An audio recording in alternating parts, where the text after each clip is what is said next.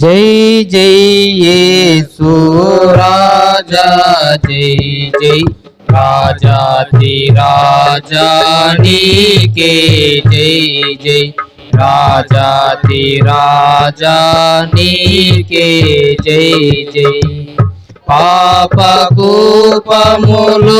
బడి ఉన్నా, పాపకూపములో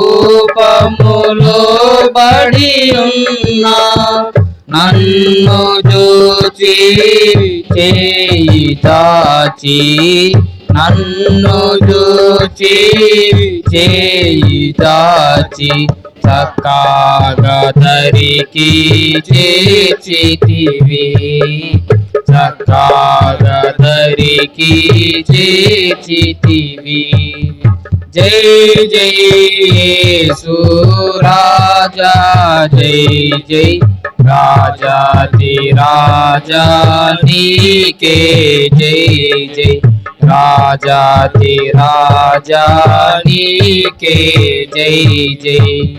సిలువ రక్తములో నన్ను కడిగి, సిలువ రక్తములో నన్ను కడిగి, పాపమంతా పరిహరించిన, పాపమంతా పరిహరించిన పావనుడగునా ప్రభు యేసు, పావనుడగునా ప్రభు యేసు. జై జై యేసు రాజా, జై జై రాజాతి రాజా నీకే జై జై, రాజాతి రాజా నీకే జై జై.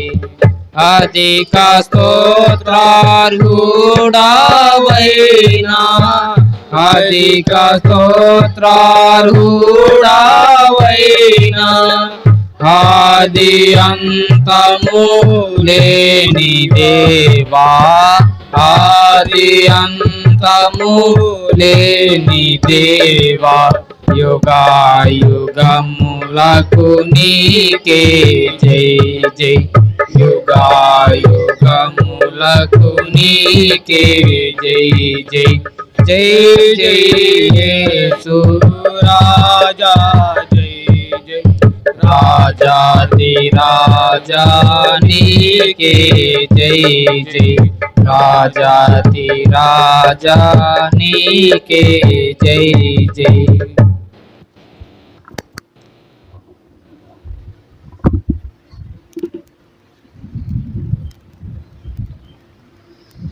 అపోస్తలుడైన పౌలు కొరింథీయులకు రాసిన రెండో పత్రిక, కొరింథీయులకు రాసిన రెండో పత్రిక 8వ అధ్యాయం, 2 కొరింథీ 8వ అధ్యాయము 1వ వచనం.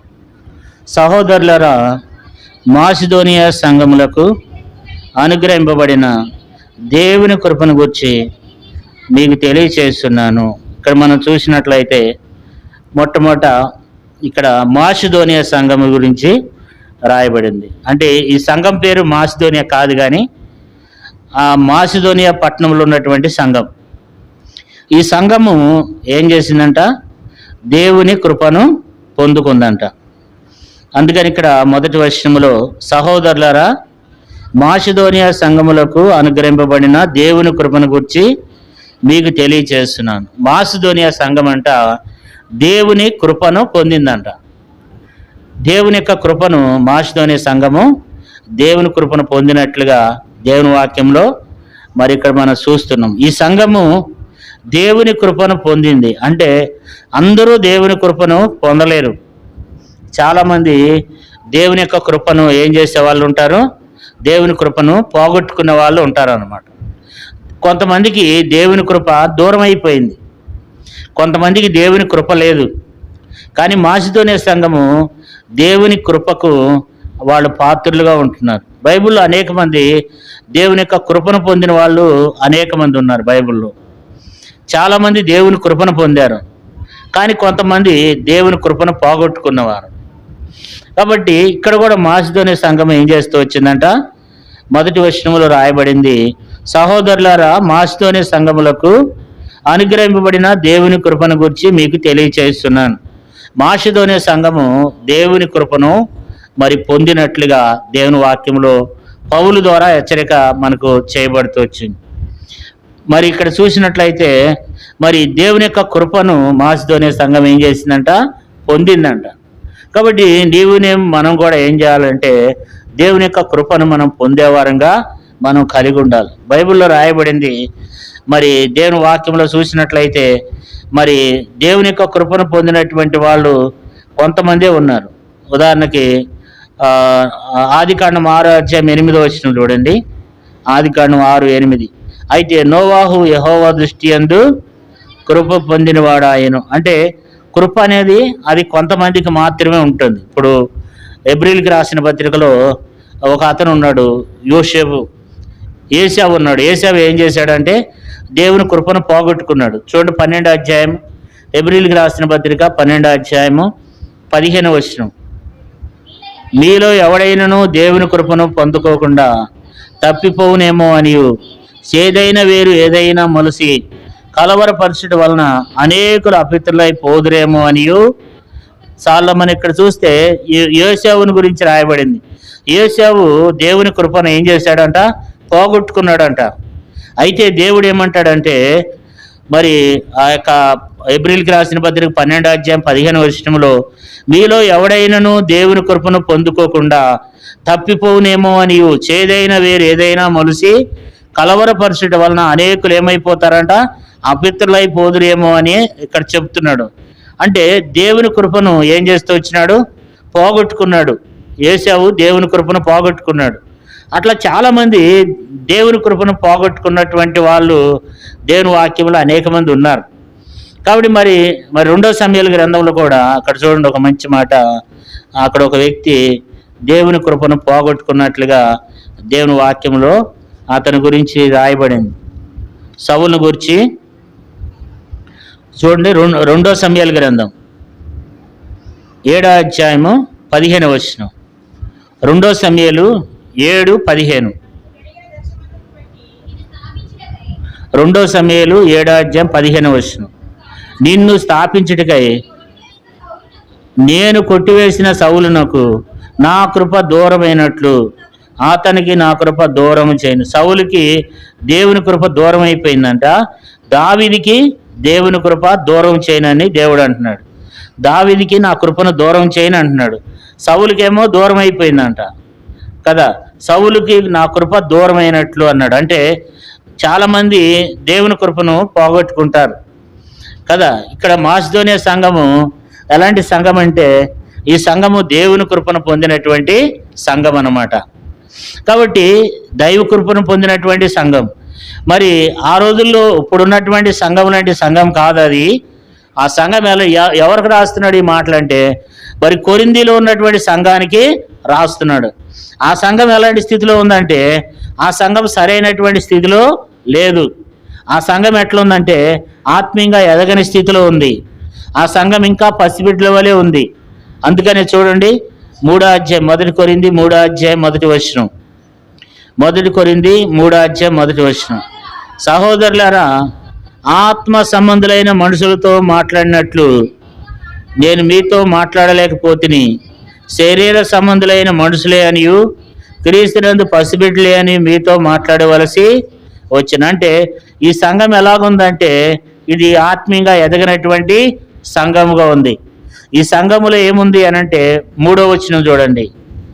3వ అధ్యాయం 3వ వచనం, మీలో అసూయయు కలహములు ఉండగా మీరు శరీర సంబంధులై ఉన్న మనుషుల రీతిగా నడుచుకునే వారు కారా?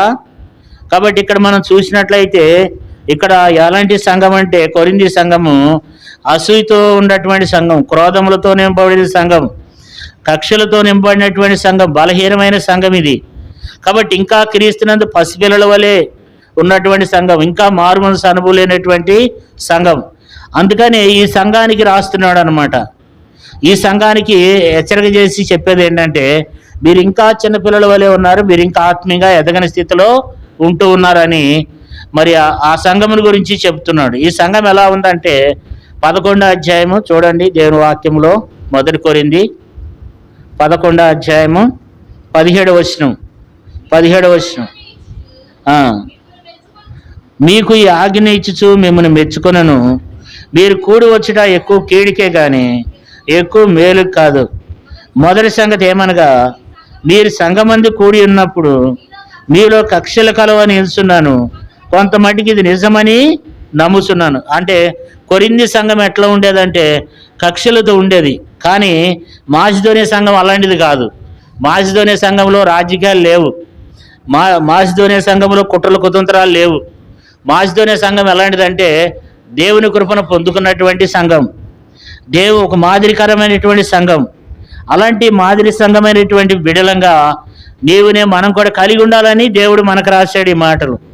మాసిదోనియ సంఘం ఎట్లా ఉందంట, దైవ కృపను పొందుకున్నటువంటి సంఘముగా ఉంటూ ఉంది కదా. తర్వాత చూడండి, 2వ వచనం చదవండి. 8వ అధ్యాయం 2 కొరింథీ 8వ అధ్యాయం 2వ వచనం. ఏలయనగా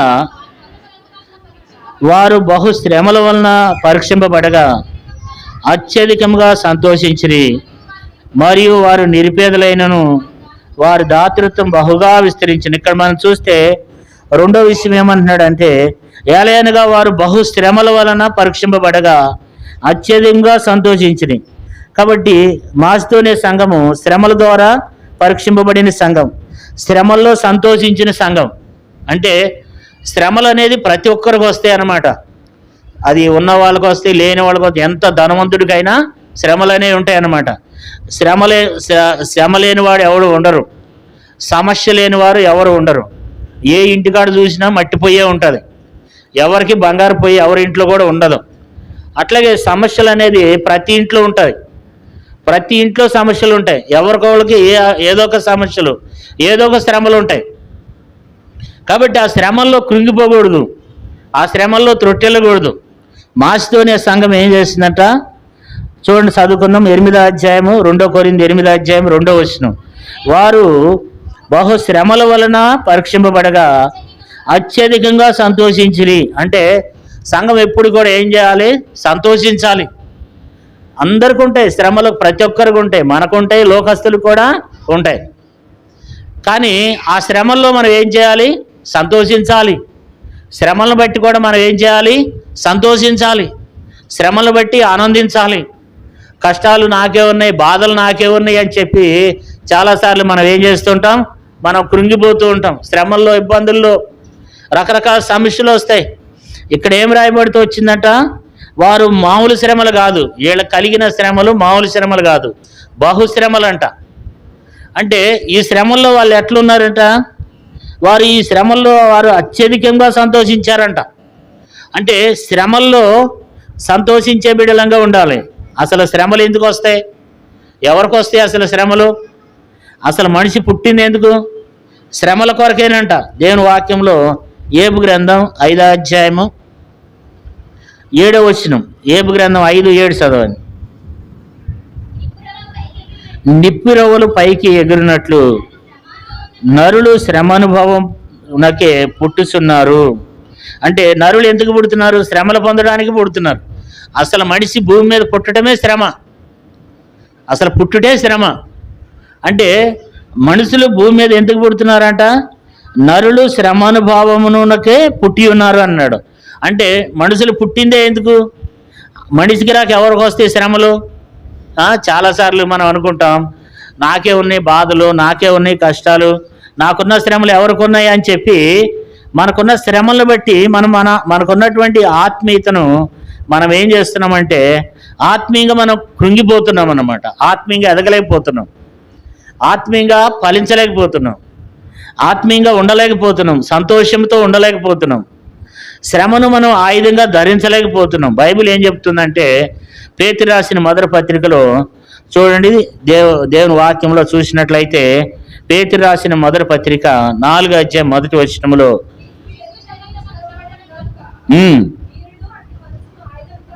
కాబట్టి శ్రమను ఆయుధంగా ధరించుకోవాలంట. ఏం చేయాలి?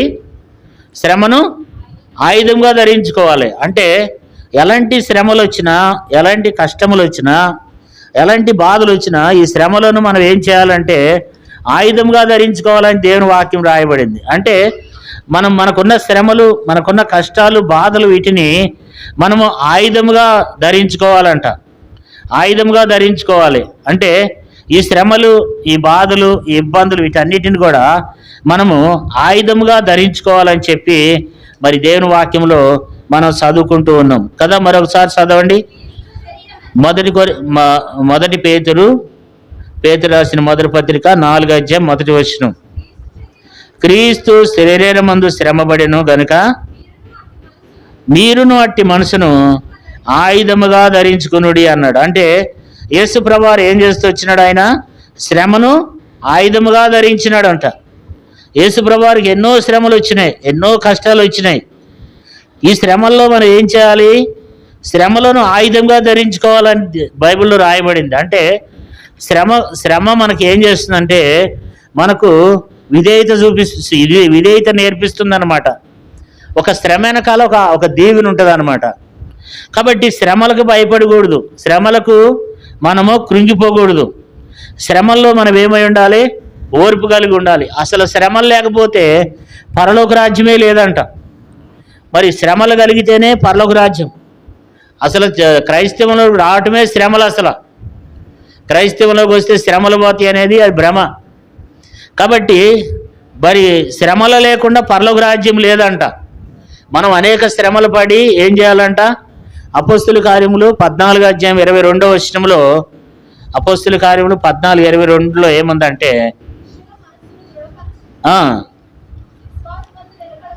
విశ్వాసమందు నిలకడగా ఉండవలనని అనేక శ్రమలను అనుభవించి మనం దేవుని రాజ్యంలో ప్రవేశించాలంట. అంటే అనేకమైనటువంటి శ్రమలను మనము ఏం చేయాలి? అనుభవించాలి. అనేకమైనటువంటి శ్రమలు, బాధలు, కష్టాలు, నిందలు. ఈ శ్రమల్లో మనం ఏం చేయాలి? మనము సంతోషించాలి. ఎందుకంటే దేవుని వాక్యంలో యాకోబు పత్రిక 5:10 చూడండి. యాకోబు పత్రిక 5:10 నా సహోదరులారా, ప్రభు నామమున బోధించిన ప్రవర్తనలను, శ్రమానుభవమునకును, ఓపికను మాదిరిగా పెట్టుకునుడి. సహించిన వారిని ధన్యులను కొలుస్తున్నాము కదా. మీరు ఏవి యొక్క సహనమును గురించి వింటిరి కదా. ఆయన ఎంతో జాలియు కనికరం గలవాడని మీరు తెలుసుకుని ఉన్నారు. ఏబుని గురించి దేవుడు మాట్లాడుతున్నాడు? లేదా మన ముందు మనకు వాక్యాన్ని బోధించినటువంటి దైవ సేవకులు, వారి గురించి కూడా దేవుని వాక్యం రాయబడుతూ వచ్చింది. నా సహోదరులారా, ప్రభు నామమున బోధించిన ప్రవర్తన, శ్రమానుభవమును, ఓపికను మాదిరిగా పెట్టుకునుడి అని అంటున్నాడు. అంటే సేవకులు కూడా ఎన్నో రకాల, మీకంటే ఎక్కువ శ్రమలు ఉంటాయి సేవకులు. మీరు ఒక కుటుంబాన్ని నడుపుకోవడానికి ఎంతో బాధపడుతూ ఉంటారు, ఎంతో ఇబ్బంది పడుతూ ఉంటారు. సంఘంలో కూడా సేవకులకి మరింకా ఎక్కువ శ్రమలు ఉంటాయి అన్నమాట, ఇంకెక్కువ బాధలు ఉంటాయి. ఎందుకంటే సంఘంలో ఒక్కొక్కరు ఒక్కొక్క రకంగా ఉంటారు. మరి వాళ్ళందరినీ చూసుకోవాలి, వాళ్ళందరి విషయమై ఎంతో టెన్షన్ ఉంటుంది, ఎంతో భారం ఉంటుంది అన్నమాట. తర్వాత కుటుంబ విషయంలో కూడా వారికి కుటుంబం ఉంటుంది. వారి కుటుంబంలో కూడా వారికి ఎన్నో రకాలైనటువంటి సమస్యలు ఉంటాయి. మరి అలాంటి పరిస్థితులు చూస్తున్నప్పుడు మనకు ఎలా ఉంటుంది? అందుకని దేవుడు ఏమంటున్నాడంటే 10వ చూడండి. సహోదరులారా, ప్రభు నామమును బోధించిన ప్రవర్తనలను, శ్రమానుభవమునకును, ఓపికను మాదిరిగా పెట్టుకునుడి అన్నాడు. అంటే శ్రమలు ఉంటాయి. అది ఎవరికి ఉంటాయి? సేవకులకు ఉంటాయి, విశ్వాసులకు ఉంటాయి, ప్రతి ఒక్కరికి ఉంటాయి. శ్రమలు ఉంటాయి అన్నమాట. అది సేవకులకి ఇంకెక్కువ ఉంటాయి. అన్ని శ్రమలుండి కూడా వాళ్ళు బోధిస్తూ ఉంటారు, మాట్లాడుతూ ఉంటారు, మిమ్మల్ని దర్శిస్తూ ఉంటారు, మిమ్మల్ని బలపరుస్తూ ఉంటారు కదా. అలాంటి పరిస్థితులు ప్రతి ఒక్కరికి, దైవ సేవకులకు అనేక రకమైనటువంటి పరిస్థితులు కూడా ఉంటూ ఉంటాయి అన్నమాట. ఉదాహరణకి నేను స్కూల్కి వెళ్ళి మా వాడిని స్కూల్ నుంచి తీసుకొచ్చేటప్పుడు మాస్టర్ ఏం చేస్తాడంటే పిల్లలందరినీ ఒక చోట కూర్చోబెట్టి వాళ్ళకి అదే నేర్పిస్తూ ఉంటాడు. మా వాడినేమో ఆ పక్కన కూర్చోబెడతాడు. ఆ పరిస్థితి ఎట్లా ఉండదో ఒకసారి ఆలోచించండి. మా వాడినేమో పక్కన గోడ పక్క ఉండే కూర్చోబెడతాడు. పిల్లలందరికీ బోర్డు మీద అన్ని ఆయనకు అక్షరాలు నేర్పిస్తూ వాళ్ళకి రాపిస్తూ ఉంటాడు. ఆ పరిస్థితి మీకుంటే ఎట్లా ఉండదు ఒకసారి ఆలోచించండి. అలాంటి పరిస్థితి మీరు ఊహించుకుంటే ఎట్లా ఉంటుంది? ఆ పరిస్థితి ఎంత భయంకరంగా ఉంటుంది ఆ పరిస్థితి. మరి ఉన్నది ఒక కొడుకు. ఆ కొడుకు అలాంటి పరిస్థితి ఉంటే ఎలాంటి పరిస్థితి ఉంటుంది ఒకసారి గమనించండి, ఒకసారి ఊహించండి.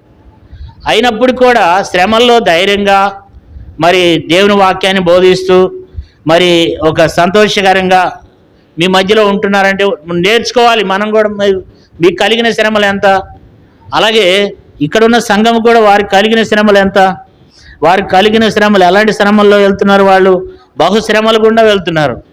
కాబట్టి కష్టాలు ఉన్నాయి, కష్టాలు ఉన్నాయి, నాకు బాధలు ఉన్నాయి, నేను దేవుని మందిరానికి రాలేనండి, నాకు ఇబ్బందులు ఉన్నాయి, నేను దేవుని మందిరానికి రాలేను.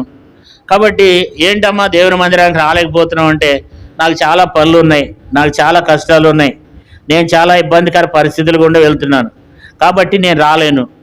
అందుకని నేను నాకున్న పరిస్థితులను బట్టి, నాకున్న ఇబ్బందులను బట్టి, నాకున్న బాధలను బట్టి నేనేం చేయలేకపోతున్నానంటే దేవుని సన్నిధికి రాలేకపోతున్నాను, ప్రార్థన చేయలేకపోతున్నాను. మాకున్న బాధలు మీకేం తెలుసు అన్న, మాకున్న కష్టాలు మీకేం తెలుసు అని అంటారనమాట. అయితే ఆ శ్రమల కంటే ఎక్కువైనటువంటి శ్రమలు మన ముందు పొందిన వాళ్ళు ఉన్నారు. మన ముందు ఎంతోమంది ఆ శ్రమలు పొందినారు. ఆ శ్రమల్లో ఆ శ్రమల వెనకాల గొప్ప విజయం ఉంటుంది. ఒక ఉద్దేశంతో దేవుడు ఆ శ్రమలను పెడతాడు. అయితే ఆ శ్రమల్లో మనం ఎలాగుండాలి, ఆ శ్రమలను మనం ఏం చేయాలి, మహదానందం అని ఎంచుకోవాలంట. యాకోబు పత్రికలో చూడండి, యాకోబు పత్రిక 1వ అధ్యాయము, యాకోబు పత్రిక 1వ అధ్యాయం 3వ వచనం చూడండి, 2-3 వచనాలు.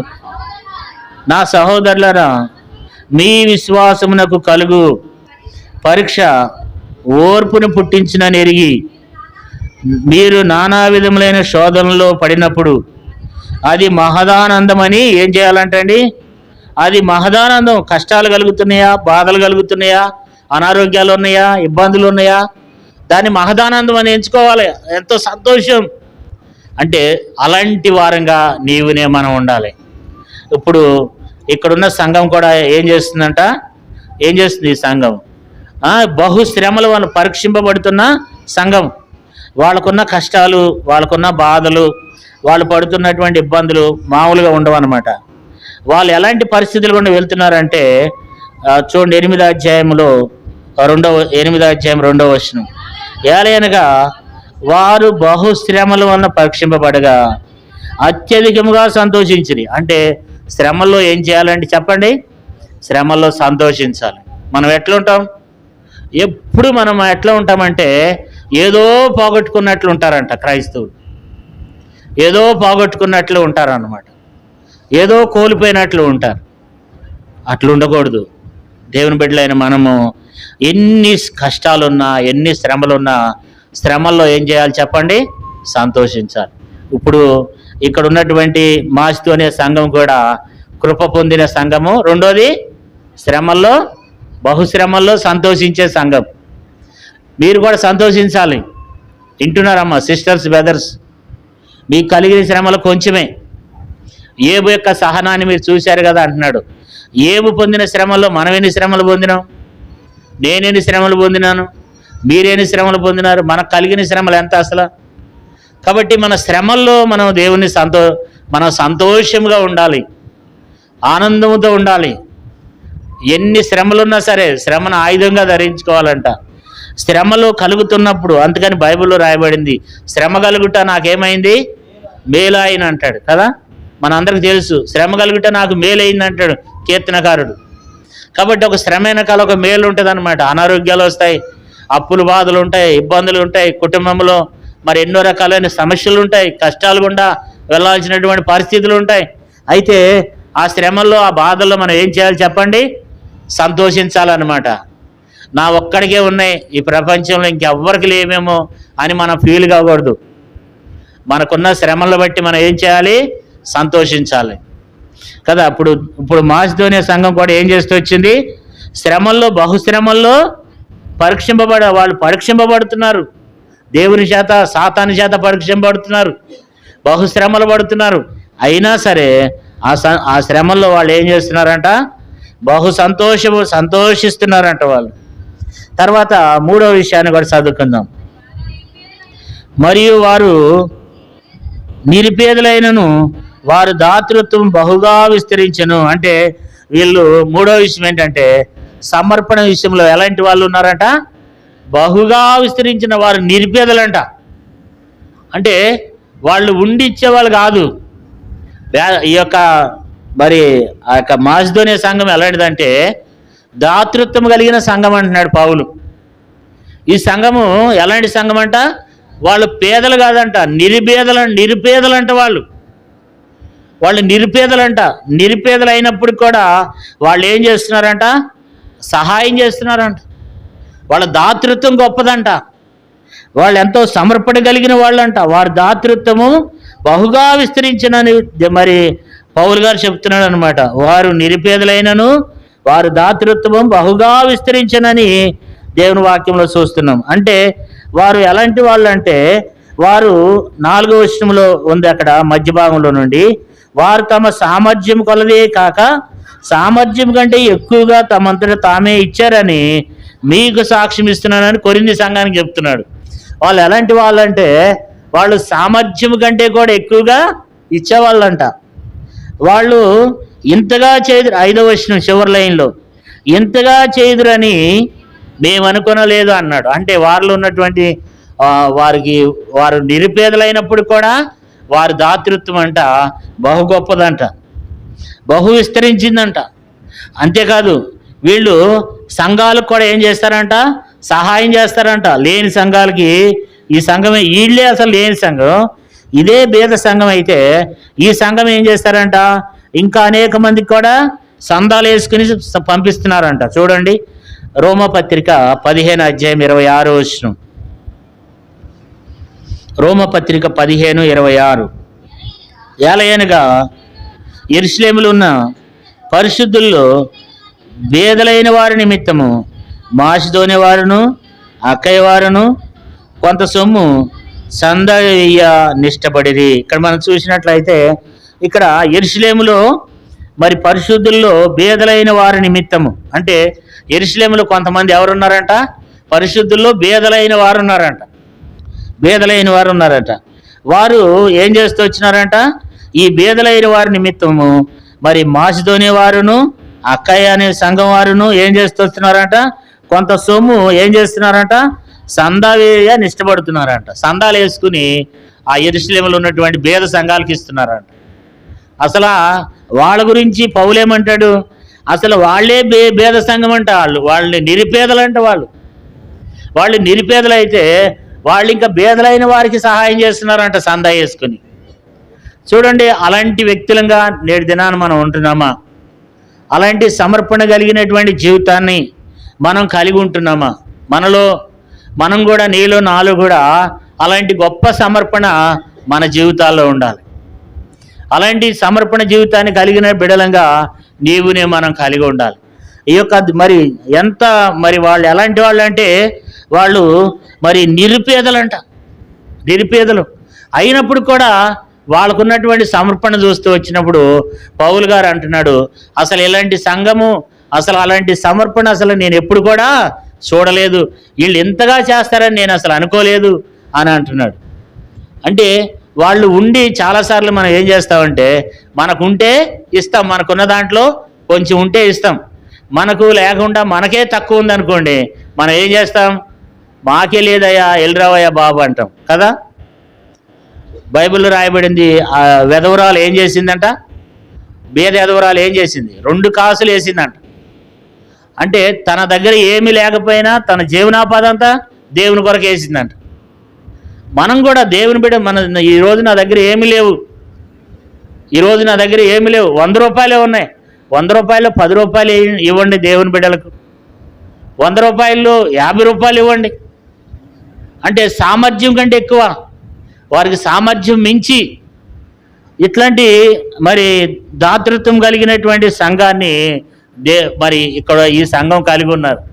అందుకని వాళ్ళు ఏం చేశారంటే వాళ్ళు దేవుని కృపను వాళ్ళు పొందుకున్నారు అన్నమాట. వాళ్ళు దేవుని కృపను పొందుకున్నారు. కారణం ఏంటంటే వారిలో ఉన్నటువంటి దాతృత్వం అనేది అది విస్తరించిందంట. పౌలు అనుకుంటున్నాడు, అసలు ఎట్లా చేస్తారని, వీళ్ళు ఎంతగా చేస్తారని మేము అసలు అనుకోనలేదు అని అంటున్నాడు. అంటే దేవుని బిడ్డలైనటువంటి వారికి ఏముండాలి అని అంటే సమర్పణ జీవితాన్ని కలిగి ఉండాలి. మరి వాళ్ళే నిరుపేదలైనప్పుడు కూడా యెరూషలేములో ఉన్న భేద సంఘములో ఉన్నటువంటి పరిశుద్ధులకు వాళ్ళు ఏం చేస్తున్నారు? సహాయం చేస్తున్నారు. అట్లాంటి సహాయం చేసేటువంటి మనస్తత్వాన్ని మనం కలిగి ఉండాలి. అది ఎవరు చూస్తారు? అది దేవుడు చూస్తున్నాడు. దేవుడు దానికి ప్రతిఫలం ఇచ్చేవాడుగా ఉన్నాడు. దేవుడు దానికి దీవెనిచ్చేవాడుగా ఉన్నాడు. నా దగ్గర ఏమి లేవు, ఉదాహరణకి ఎవరన్నా మీ దగ్గరికి అడుక్కున్న వాళ్ళు వచ్చారనుకోండి, మీ దగ్గర 100 రూపాయలే ఉన్నాయి. 100 రూపాయలే ఉన్నప్పుడు ఒక 10 రూపాయలైనా వాళ్ళకి ఏం చేయాలి? మనము సహాయం చేయాలి. కాబట్టి అట్లాంటి సహాయం చేసేటువంటి గుణాన్ని మనం కలిగి ఉండాలి. పరిశుద్ధులైనటువంటి వారికి మనము అలాంటి సహాయం చేసేవారుగా ఉండాలి. ఇక్కడ కూడా మనం చూసినప్పుడు మరి ఆ సంఘము మరి పరిశుద్ధుల విషయంలో, దైవ సేవకుల విషయంలో వాళ్ళు ఎలాంటి సమర్పణ కలిగి ఉన్నారంటే వాళ్ళంతగా అలాంటి గొప్ప దాతృత్వం కలిగి ఉన్నారని చెప్పి పౌలు మాట్లాడుతున్నాడు. అలాంటి దాతృత్వం కలిగినటువంటి బైబిల్ ఇంకొక విషయాన్ని మనం జ్ఞాపకం చేసుకున్నట్లయితే ఇక్కడ ఒక సంఘం ఉంది. అపోస్తుల కార్యములో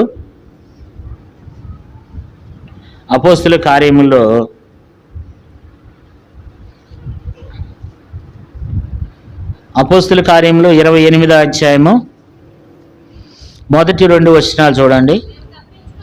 మేము తప్పించుకున్న తర్వాత ఆ దీపము మేలితే అని తెలుసుకుంటేమి, అనాగరికులకు ఆ దీపవాసులు మాకు చేసిన ఉపచారం అంతా ఇంత కాదు, ఎలయనగా వర్షం కురిస్తూ చలిగా ఉన్నందున వారు నిప్పు రాజబెట్టి మమ్మల్ని అందరినీ చేర్చుకునేది. కాబట్టి ఇక్కడ కూడా వీళ్ళు కూడా ఎలాంటి వాళ్ళంట? లేని వాళ్ళంట. అయితే వాళ్ళు చేసిన ఉపచారము ఇంతంత కాదంట. అంటే అంతగా వాళ్ళు కొంతమంది ఎట్లా ఉంటారండి? వాళ్ళు ఎంతో గొప్ప సమర్పణ ఉంటుంది అన్నమాట. గొప్ప సమర్పణ కదా. అలాంటి గొప్ప, నేను కరీంనగర్లో సేవ చేస్తూ ఉన్నప్పుడు ఉప్పరమల్లాలు అని ఒక గ్రామం ఉండేది, ఓ 10 కిలోమీటర్ల దూరం. అక్కడికి నేను బండి వేసుకుని అప్పుడప్పుడు వెళ్తూ ఉండేవాళ్ళు. విజిటింగ్కి వెళ్తే ఆమె భోజనం చేయకుండా విడిచిపెట్టేది కాదు. వాళ్ళ ఇంటికి విజిటింగ్కి వెళ్ళామంటే ఖచ్చితంగా భోజనం చేసి రావాల్సిందే. అరే వాళ్ళే చాలా పేదవాళ్ళు, వాళ్ళ ఇంట్లోనే సరైనటువంటి సమృద్ధి ఉండదు. వాళ్ళ ఇంటికి వెళ్తే అన్న మా దగ్గరికి వచ్చేటప్పుడు మీరు మాకు చెప్పి రావాలి అని. అరే ఎందుకమ్మా అని చాలాసార్లు చెప్పి రాకుండా వెళ్తే కూర్చోబెట్టి మీరు వెళ్తాకి లేదని చెప్పి, నిజంగా దైవ సన్నిధిలో చెప్తున్నా, వాళ్ళు కూడా లైవ్లో వింటారు. అంటే వాళ్ళు చాలా లేని వాళ్ళు అనమాట. ఆ సంఘంలోనే వాళ్ళు లేని వాళ్ళు. అయితే వాళ్ళు మాకు భోజనం పెట్టకుండా పంపించేవాళ్ళు కాదు.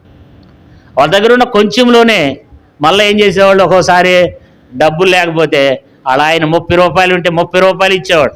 ఒకసారి ఇంత చిల్లర పోగు చేసి అన్ని 10 రూపాయి బిళ్ళలు, అంటే బాగా లేని వాళ్ళు అనమాట. అంటే అట్లాంటి కుటుంబాలను కూడా కొంతమంది ఉంటారు. అలాంటి దాతృత్వం కలిగిన వాళ్ళే ఇక్కడ ఉన్నటువంటి మాసిదోనియా సంఘం.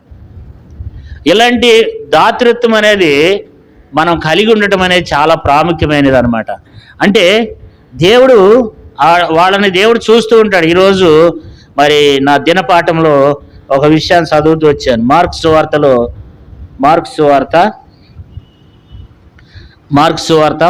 9వ అధ్యాయము 14 వచనం చూడండి.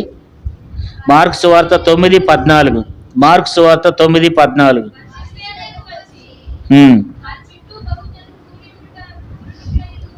దయతో క్షమించండి, 41వ వచనం. మార్క్స్ సువార్త 9:41. మీరు క్రీస్తు వారని నా పేరట గిన్నెడు నీళ్లు తాగనిచ్చేవాడు తనకు రావాల్సిన ఫలము పోగొట్టుకునుడని మీతో నిశ్చయముగా చెప్తున్నానని. ఇక్కడ మనం చూసినట్లయితే మరి మార్క్స్ వార్త 9వ అధ్యాయము 41వ వచనం. మీరు క్రీస్తు వారని నా పేరట మీకు గిన్నెడు నీళ్లు త్రాగనిచ్చిన వాడు తనకు రావాల్సిన ఫలం పోగొట్టుకోడని మీతో నిశ్చయముగా చెప్తున్నాను. అంటే ఒక గిన్నెడు నీళ్లు ఇస్తేనే దాని ఫలం పోగొట్టుకోరు అంటున్నాడు యేసుప్రభువు. నిశ్చయంగా చెప్తున్నాను అంటున్నాడు. అంటే ఒక గిన్నెడు నీళ్లు ఆ పరిశుద్ధులకు ఇస్తే దాని ఫలము ఏం చేయరంటండి? పోగొట్టుకోరని చెప్తున్నాడు. అంటే పరిశుద్ధులైనటువంటి వారికి మనం ఏం చేయాలి? ఆతిథ్యం చేసే వారంగా ఉండాలి. దాతృత్వం కలిగిన వారు ఒక గిన్నె నీళ్ళు ఇస్తేనే దాని ఫలం పోగొట్టుకోరంట. మరి అటువంటిది ఇంకా మరి ఇస్తే దానికి దేవుడు వాక్యంలో రాయబడింది ఏంటంటే, తన ఎబ్రిల్కి రాసిన పత్రికలో ఒక మంచి మాట ఉంటుంది. ఎబ్రిల్కి రాసిన పత్రిక, ఈ మాట చదివి మనం ముందుకు వెళ్దాం. ఇంకొక విషయాన్ని కూడా మనం తెలుసుకుందాం. ఎబ్రిల్కి రాసిన పత్రిక 6వ అధ్యాయము, ఎబ్రిల్కి రాసిన పత్రిక 6వ అధ్యాయం 10వ వచనం చదవండి. 10వ వచనం, మీరు చేసిన కార్యమును మీరు పరిశుద్ధులకు ఉపచారం చేసి ఇంకనూ ఉపచారం చేసుండుట చేత తన నామమును బట్టి చూపిన ప్రేమను మరుచుటకు దేవుడు అన్యాయస్తుడు కాడు. ఇక్కడ మనం చూస్తే, మీరు చేసిన కార్యమును మీరు పరిశుద్ధులకు ఉపచారం చేసి ఇంకనూ ఉపచారం చేయుచుండుట చేత తన నామమును బట్టి చూపిన ప్రేమను మర్చుటకు దేవుడు అన్యాయస్తుడు కాదు. కాబట్టి దేవుడు అన్యాయస్తుడు కాదంట. అంటే దేవుడు మర్చిపోడు. దేవుడు దానికి ఏం చేశాడు? ప్రతిఫలం అనుగ్రహిస్తూ ఉంటాడు కదా. కొంతమంది, ఒకసారి నేను కరీంనగర్లోని వేణువంక అనేటువంటి ఒక ప్రాంతంలో ఒక చోటకి ఒక ఇంటికి విజిటింగ్కి వెళ్ళాను అనమాట. చాలా పెద్దిల్లు అనమాట. చుట్టూ ప్రారి గోడ, ఇంటి ముందు కుక్క, చాలా ధనవంతులు అనమాట. నేను అనుకున్నా, వీళ్ళేదో కొంచెం నాకు బాగానే ఇస్తారేమో అని అనుకున్నాను అనమాట. అనుకుని వాళ్ళ ఇంటికి వెళ్తే దేవుని బిడ్డలారా, ఆ అమ్మాయి ఏం చేసింది తెలుసా అండి? 50 రూపాయలు ఇచ్చింది. ఎంత ఇచ్చింది? 50 రూపాయలు ఇచ్చింది. అంటే నాకు అప్పుడు అనిపించింది, ధనవంతుల కంటే కూడా ఏం చేస్తారు కొంతమంది, బేదలైన వారే ఇచ్చేవాళ్ళు ఉంటారు కొంతమంది కదా. కొంతమంది వెధవరాళ్ళు అయిన వాళ్ళు కొంతమంది ఇచ్చేవాళ్ళు ఉంటారు కొంతమంది. వాళ్ళ దగ్గర ఏమి లేకపోయినా తీసుకోండి అన్న, ఈ 100 రూపాయలు ఉన్నాయి తీసుకోండి అన్న. వద్దులమ్మా, నీకు వద్దులమ్మంటే వినరు వాళ్ళు. అంటే కొంతమంది అట్లా సంఘాల్లో దాతృత్వం కలిగి ఉంటారు. మనం కూడా ఏం కావాలంటే అలాంటి దాతృత్వం కలిగి ఉండాలి. సంఘములో దేవుని పరిచర్య కొరకు ఖర్చు పెట్టేవారు ఉండాలి. ఇప్పుడు ప్రేమ విందు వస్తుంది, లేదా మనకు ఈ నెలలో వచ్చే నెలలో మందిర వార్షికోత్సవం ఉంది. ఇగో ఇట్లా సమర్పించుకోవాలంటే సమర్పించుకోవాలి. దాని వరకు మనం ఎవరికో ఇవ్వట్లేదు కదా. కనీసం మనం తినడానికి కూడా ఖర్చు పెట్టకపోతే, మన మందిరానికి ఖర్చు పెట్టకపోతే ఎట్లా చెప్పండి? ప్రేమ ఉంది 31 మరి జనవరి 1వ తారీఖున మనకు ప్రేమ విందు ఉంటుంది. లేదా మందిరంలో కొన్ని కార్యక్రమాలు జరుగుతుంటాయి. కొంత సమర్పించుకోవాలని అంటే దానికి మనం సమర్పించుకోవాలి. ప్రతి ఒక్కరూ నా దగ్గర లేవులే అని అనుకోకూడదు. నీ దగ్గర కనీసము నీ దగ్గర ఉన్న దాంట్లోనే, నీకున్నటువంటి దాంట్లోనే దేవునికి ఇచ్చే వారంగా ఉండాలి. నేనెందుకు ఇస్తా, వాళ్ళే పెట్టుకుంటారులే, మందిరంలో ఉంటాయిగా, ఇన్ని రోజుల నుంచి దాచిని ఉంటాయి, కానుకలు ఉంటాయిగా, వాళ్ళే చూసుకుంటారా అనుకోకూడదు. ఇక్కడ నుంచి ప్రకటన చేసినప్పుడు మనం దాతృత్వం కలిగి ఏం చేయాలి చెప్పండి? చేయి చాచాలి, ఇవ్వాలి. గుణవంతమైన భార్య ఏం చేసిద్ది చూడండి. సామెతల గ్రంథం 31వ అధ్యాయము, సామెతలు 31వ అధ్యాయము 20వ వచనం చూడండి. సామెతలు, దీనులకు తన చేయి చాపును, దరిద్రులకు తన చేతులు చాపును. అంటే ఆమె గుణవతి అయిన భార్య ఏం చేస్తుందంట? దీనులకు తన చేయి చాపుతుందంట, దరిద్రులకు తన చేతులు చాపుతుందంట కదండి. కొంతమంది ఉంటారు, ఎంగిలి చేత్తో కాకిని కొట్టరంట, ఇష్యూ అనరంట. ఎందుకని? ఎంగిలి చేత్తో కాకిని ఇష్యూ అంటే ఆ మెతుకులు వెళ్ళి ఏం చేస్తాయి, ఎక్కడ పొరపాటున మెతుకులు రాలిపోతాయనని ఎంగిలి చేత్తో కాకిని కూడా కొట్టరంట. అట్లా కొంతమంది అట్లాంటి పిష్నాతనంగా ఉంటారు. దేవుని పని కొరకు ఏం చేయాలి చెప్పండి? ఇచ్చేవారుగా ఉండాలి. నీ దగ్గర ఎంత లేకపోయినా నీకున్న దాంట్లోనే, ఉదాహరణకు 500 ఉన్నాయి అనుకోండి, 250 రూపాయలు ఇవ్వు దేవుని కొరకు. దేవుడు చూస్తాడా లేదా? దేవుడు గుడ్డోడు కాదు కదా, దేవుడు చూస్తాడు. దేవుని పని, దేవుని కొరకు, దేవుని పరిచర్య కొరకు మనం ఏం చేయాలి? చేతులు చాచాలి. పరిశుద్ధులైన వారి కొరకు చేతులు చాచాలి. మరి ఇక్కడ మనం చూసినట్లయితే 2 కొరింథీ చూడండి 8వ అధ్యాయము, 2 కొరింథీ 8వ అధ్యాయం 2వ వచనం, ఏలయనగా వారు బహుశ్రమల వలన పరీక్షింపబడగా అత్యధికంగా సంతోషించిరి. మరియు వారు నిరుపేదలైనను వారి దాతృత్వం బహుగా విస్తరించెను కదా. కాబట్టి ఇప్పుడు ఎన్నో విషయాలు చూస్తూ వచ్చినాం. కృప పొందిన సంఘము, శ్రమలలో సంతోషించిన సంఘము, మరి దాతృత్వం కలిగిన సంఘము. మూడోది చూడండి, చదువుకుందాం 3వ వచనం. ఈ కృప విషయంలోను పరిశుద్ధుల కొరకైన పరిచర్యలోను పాలు పొందే విషయంలోను. చాలా ఇక్కడ చూస్తే వీళ్ళు పరిచర్య చేస్తారంట. ఏం చేస్తారు? వీళ్ళు పరిచర్య చేసే వాళ్ళు ఉన్నారు. వీళ్ళు పరిచర్య చేసేటువంటి సంఘం. అంతేకాదు, ఇక కిందకు వద్దాం చూడండి, అక్కడే చదువుకుందాం. ఈ కృప విషయంలోను పరిశుద్ధుల కొరకైన పరిచర్య విషయంలోను పాలు పొందే విషయంలోను మనపూర్వకంగా మమ్మను వేడుకొనుచు తమ సామర్థ్యం కంటే కొలది కాక సామర్థ్యం కంటే ఎక్కువగా తమను తామే ఇచ్చారని సాక్ష్యం ఇచ్చుచున్నాను. తర్వాత 5వ వచనం చదవండి. 5వ వచనం. ఇదియుగాక మొదట ప్రభువునకును దేవుని చిత్తమునకు వలన మాకును తమను తామే అప్పగించుకునేది ఇంతగా చేదురని మేము అనుకోనలేదు. ఇక్కడ మనం చూసినట్లయితే ఇక్కడ ఇంకొక విషయాన్ని దేవుడు మనకు జ్ఞాపకం చేస్తున్నాడు. ఒకటి ఇక్కడ ఏం చదువుకుని వచ్చినామంటే కృప పొందిన సంఘము, శ్రమల్లో సంతోషించే సంఘము, దాతృత్వం కలిగిన సంఘము.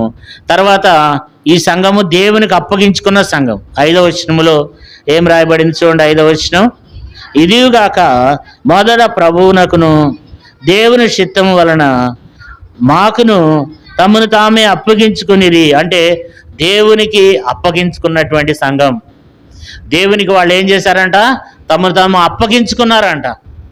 అప్పగించుకోవడం అంటే మన జీవితం, మన ప్రవర్తన సమస్తము దేవుని కొరకు వాళ్ళు జీవించారన్నమాట. దేవుని కొరకే బతికారు వాళ్ళు.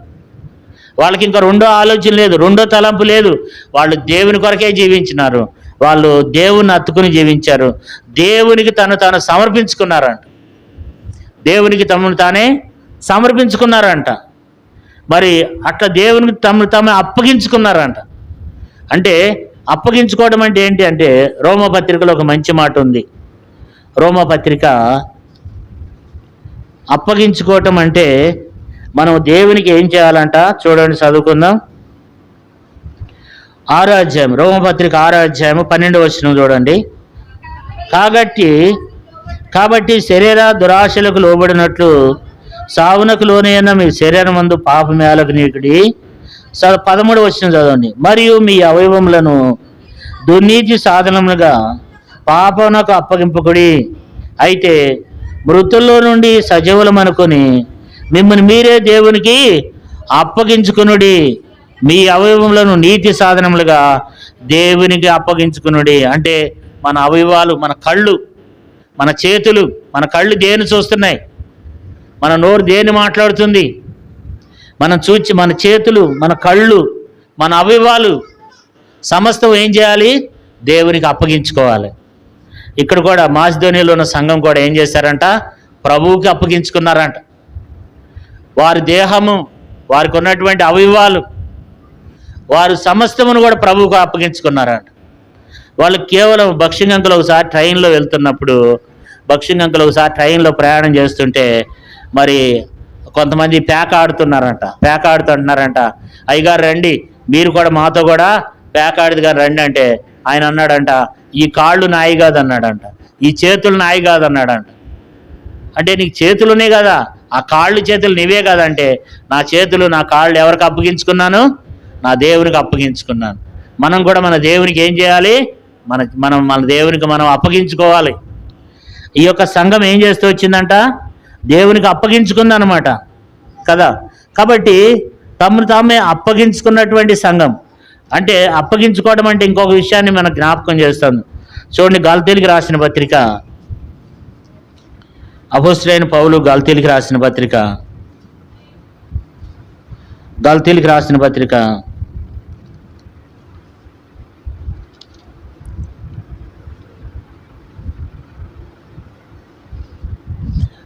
6వ అధ్యాయం 14వ వచనం. అయితే మన ప్రభు అయిన యేసుక్రీస్తు సిలువ యందు తప్ప మరి దేని యందు నశించడం నాకు దూరమగును గాక. దాని వలన నాకు లోకమునకు నేనును సిలువ వేయబడ్డాం. అంటే పూర్తిగా మనం ఏం చేయాలి? సిలువ వేయబడాలి. పూర్తిగా మనము దేవుని కొరకు ఏం చేయాలి? సిలువ వేయబడే బిడ్డలంగా ఉండాలి. 2వ అధ్యాయం 20 వచనం చూడండి. నేను క్రీస్తుతో కూడా సిలువ వేయబడి ఉన్నాను, ఇంకనూ జీవించువాడు నేను కాదు, క్రీస్తే నా యందు జీవించుచున్నాడు. నేను ఇప్పుడు శరీరమందు జీవించుచున్న జీవితము నన్ను ప్రేమించి నా కొరకు తాను అప్పగించుకున్న దేవుని కుమారుని అందలి విశ్వాసం మూలమున జీవించుచున్నాను. కాబట్టి జీవించేవారు మరి నీ కొరకు మన కొరకు కాకుండా దేవుని కొరకు జీవించడమే తాను అప్పగించుకోవటం. తర్వాత వాళ్ళు దేవునికి తాను అప్పగించుకున్నారంట. తర్వాత దైవ సేవకులు కూడా అప్పగించుకున్నారంట. చూడండి 8వ అధ్యాయం 5వ వచనం చూడండి. 5వ వచనం, ఇదియుగాక మొదట ప్రభువునకును దేవుని చిత్తములనైన మాకును తమను తామే అప్పగించుకున్నారు. అంటే దైవ సేవకులు కూడా ఏం చేస్తూ వచ్చినారంట? అప్పగించుకుంటూ వచ్చినారు. అంటే లోబడుతూ వచ్చినారు దైవ సేవకులు. అన్నా మీరేం చేయమంటారో చెప్పండి, మీరేం చేయమంటే మేము అది చేస్తాం.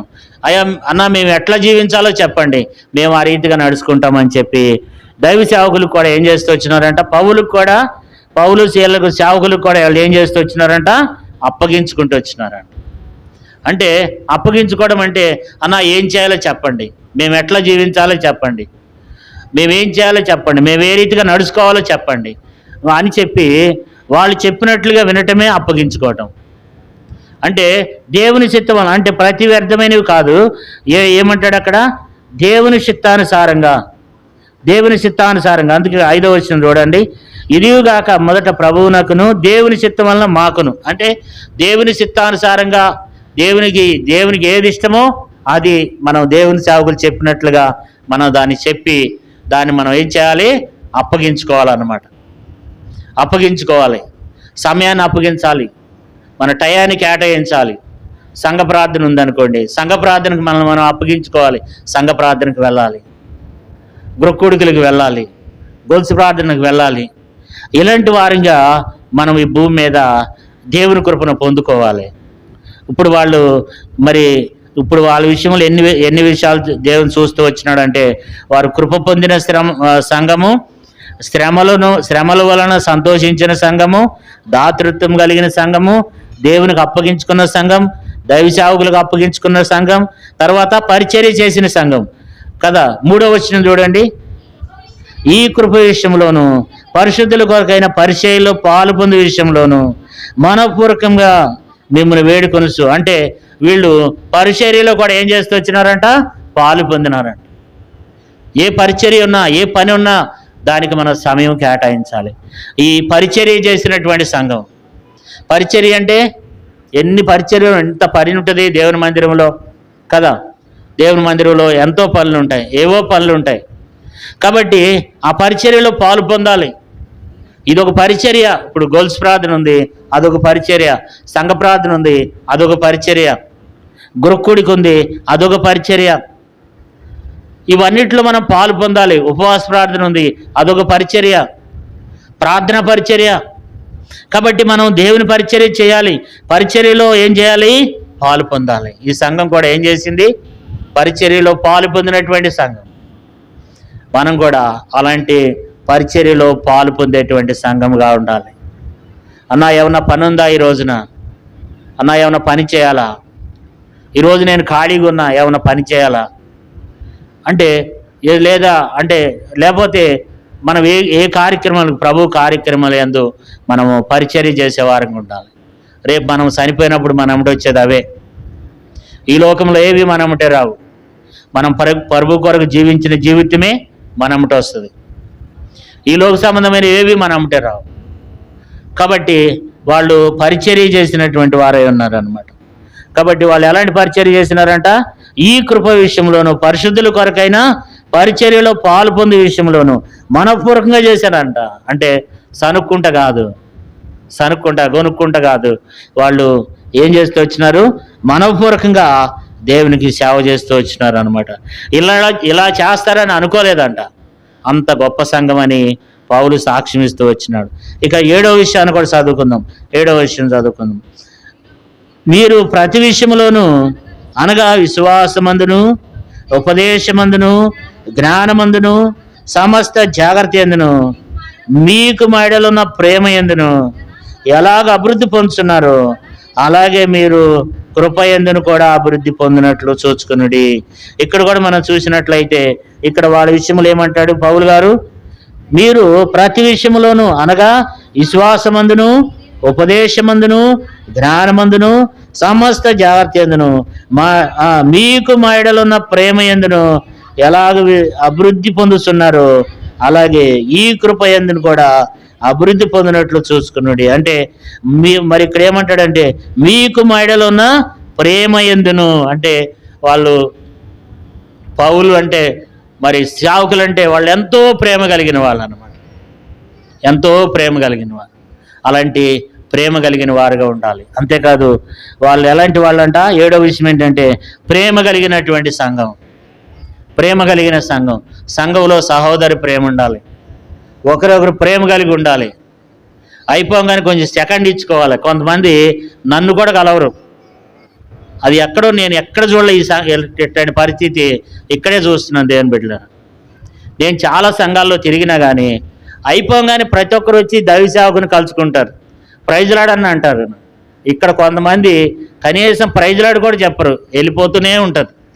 ఎవరు వచ్చారో తెలవదు, ఎవరు రాలేదో తెలవదు. విశ్వాసులను కలుసుకోవాలి, ఒకరికొకరు సెకండ్ ఇచ్చుకోవాలి.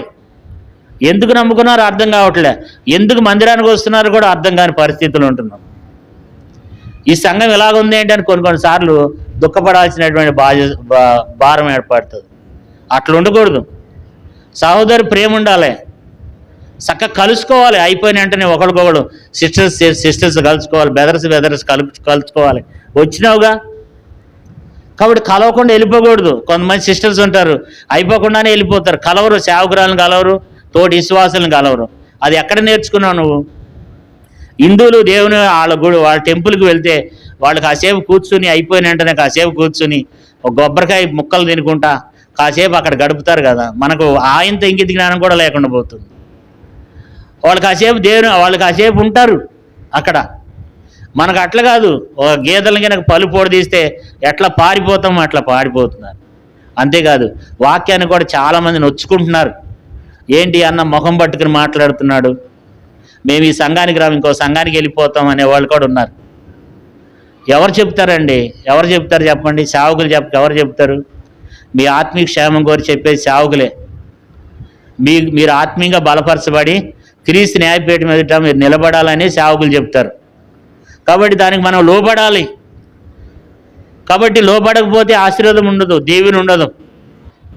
వారికి లోబడి ఉండడానికి వాక్యం చెప్తుంది. మీపై నాయకులు ఉన్నవారు మీ ఆత్మలకు లెక్క అప్పచెప్పవలసిన వారై ఉన్నారు కనుక వారు దుఃఖముతో ఆనందంతో చేయనట్లు వారికి లోబడి ఉండాలని వాక్యం చెప్తుంది. కాబట్టి లోబడి ఉండాలి. దైవ సేవకులు మనకు హెచ్చరిక చేస్తున్నారంటే ఇంకా మనం ఆత్మీయంగా ఎదగలేదని. ఇప్పుడు మీకు అర్థం కాదు, రేపు చనిపోయిన తర్వాత పొరపాటు నరకానికి వెళ్తే అక్కడ ఏడవాల్సినటువంటి ఆస్కారం ఉంటుంది అనమాట. అయ్యో నా బాధకుల మాట నేను వినలేకపోయినానే, అన్న ఎంతో నాకు హెచ్చరిక చేశాడు, నేను దాన్ని త్రోసివేశానే అనేటువంటి పరిస్థితి మన జీవితాల్లో ఒక దినం కాబోతుంది. ఒక దినం చెప్పేవాళ్ళు ఉండరు, మీకు మీరే బాధ చేసుకునే రోజులు వస్తాయి. కొన్ని సంఘాల్లో వచ్చేసి నీ సేవకులు లేరు, చెప్పేవాళ్ళు లేరు కొన్ని సంఘాల్లో. ఇంకా మన సంఘానికి కూడా రాబోతూ ఉన్నాయి. మరి ఒక దినం వచ్చినప్పుడు సేవకులు ఉండరు, వాక్యం ఉండదు, అప్పుడు నీకు చెప్పేవాళ్ళు ఎవరు ఉండరు, మీకు మీరే బాధ చేసుకోవాలి. అలాంటి పరిస్థితులు కూడా వస్తాయి. కాబట్టి దేవుని బిడ్డలారా, మరి మనం ఏం కలిగి ఉండాలి చెప్పండి?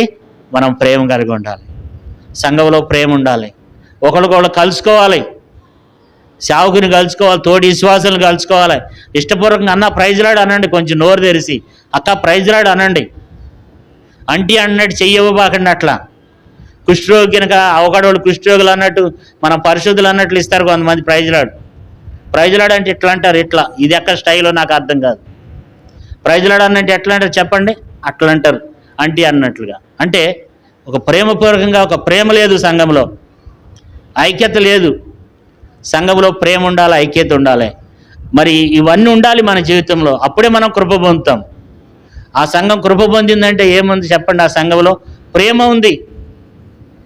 ప్రేమ ఉంది. ఎదుటివాడు నిన్ను ప్రేమించకపోయినా, నిన్ను వాడుకోకపోయినా నువ్వు క్రీస్తు ప్రేమ చూపెట్టాలి. వాళ్ళు కూడా ప్రైజ్లాడి చెప్పుకోవాలి. మన సహోదరులను సైతం మనం ప్రేమించేవారమై ఉండాలి కదా. కాబట్టి ఆ సంఘం ఎట్లా ఉందంట?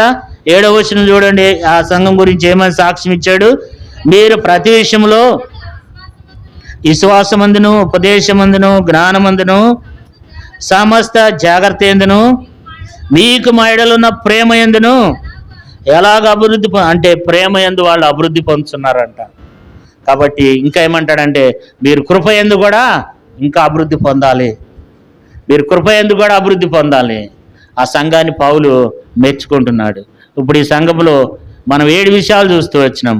ఒకటి, కృప పొందిన సంఘము, శ్రమల్లో సంతోషించిన సంఘము, దాతృత కలిగిన సంఘము, దేవునికి అప్పగించుకున్న సంఘము, సేవకులకు అప్పగించుకున్న సంఘం, పరిచర్య చేసిన సంఘము, ప్రేమ కలిగినటువంటి సంఘం. ప్రార్థన చేసుకుందాం, మోకరించండి.